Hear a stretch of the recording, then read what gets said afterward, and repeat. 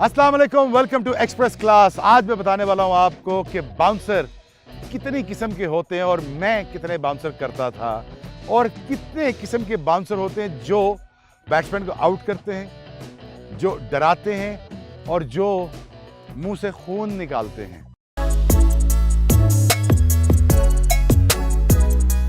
Rawalpindi Express. उनकी grip भी समझाऊंगा, उनकी पिच ऑफ द लेंथ भी समझाऊंगा और ये भी बताऊंगा कि टारगेट्स क्या होते हैं और मैं क्या देखता था कि मैंने कहाँ ये बाउंसर करना है और किधर लगना चाहिए, या हर्ट होना चाहिए इसको, या इसको आउट होना चाहिए, या इसको हुक करना चाहिए। सबसे पहले मैं आपको ये बताता हूँ कि बाउंसर करने के लिए एक एटीट्यूड की ज़रूरत होती है आपको। एटीट्यूड क्या होता है कि मैंने इसके साथ मैच डाल लिया है, मैंने इसके साथ मैच ऑन कर लिया है। वो मैच क्या है कि मैंने इसको छोड़ना नहीं है। ये है पहला एटीट्यूड कि मैंने इसको छोड़ना नहीं है। अब आपको कुछ मेमोरीज मैं आपको बाउंसर्स बताऊंगा और किन को जो मैंने बाउंसर मारे हैं। पहला बाउंसर ब्रायन लारा, ये आपको याद होगा कि मैंने उनको मारा था गर्दन पे और वो बहुत बुरी तरह हर्ट हुए थे और वो अनकॉन्शियस होकर हॉस्पिटल चले गए। थैंक गॉड फॉर दैट, वो मरे नहीं। अगर यहाँ की जगह बॉल यहाँ लग जाता, यहाँ पे उनके स्कल की हड्डी टूट जाती और I would have been, thank God for that, ऐसा नहीं हुआ। पहला बाउंसर क्या है, ये देखें, ग्रिप देखें। इसको अब जब मैंने डराना होता था, जब इसको डराना होता था मैं इस फ्लिक करता था, आखिर में आके फ्लिक करता था।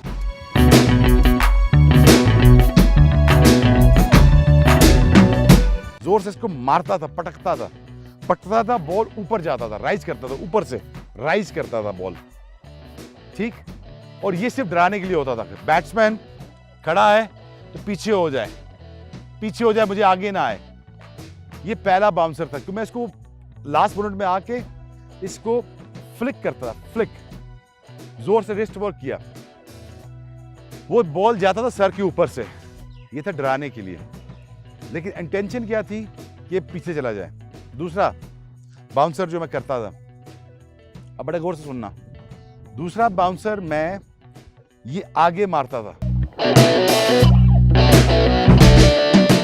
लेंथ बॉल है, मैं इसको आगे फेंक के राइज लेट करे, ये यहां से चढ़ना शुरू हो, ऊपर बॉल ऊपर ना जाए, यहां से बॉल चढ़ना शुरू हो।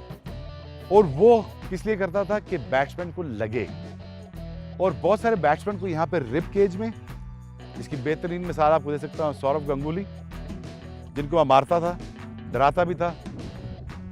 और दूसरी मिसाल अगर आप ये देखें, जस्टिन लैंगर को, मैथ्यू हेडन को, मैं आपको तो 2-3 फोटो बताऊंगा कि उनको मारता था चेस्ट के ऊपर, तो उनको लगती थी।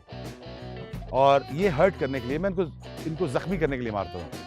तीसरा बाउंसर, मैं हाथ को पीछे लेके जाता था।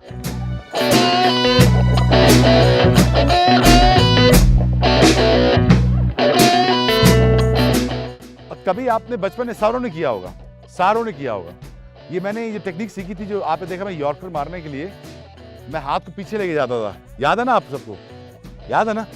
तो हाथ पीछे लेके जाता था, उसी एक्शन में मैं बाउंसर मारता था। अब वो क्या टेक्निक थी वो बताता हूं आपको। वो मैं इसलिए करता था, कभी आपने बचपन में पानी के पास खड़े होके ऐसे पत्थर फेंके हैं? जरूर फेंके होंगे आपने भी फेंके होंगे। वो पत्थर तैरता हुआ जाता था पानी के ऊपर, याद है? जब वो तैरता हुआ जाता था तो पहले उसकी स्पीड बहुत तेज होती थी, लेकिन आखिर में उसकी स्पीड स्लो हो जाती थी।